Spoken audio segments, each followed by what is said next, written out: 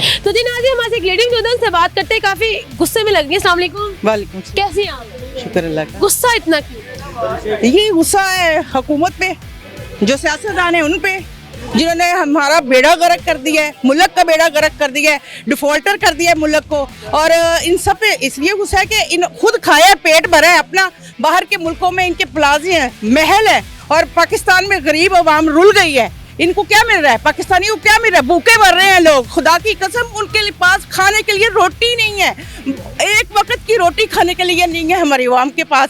और ये इमरान खान, नवाज शरीफ, जितने सियासतदान सब करप्ट, सब अपने पेट भरने वाले, और सब अपनी औलादों को पालने वाले, और बाहर अपनी जायदाद बनाने वाले। बस किसको वोट देंगे इलेक्शन? किसी कुत्ते को नहीं, सबको खड़े करके ना एक लाइन में गोलियों से उड़ा दे। ये अवाम अगर अच्छी होगी, लेकिन हम लोग अच्छे नहीं हैं। हम लोग फिर भागेंगे नवाज शरीफ के पीछे, फिर भागेंगे इमरान के पीछे, फिर भागेंगे।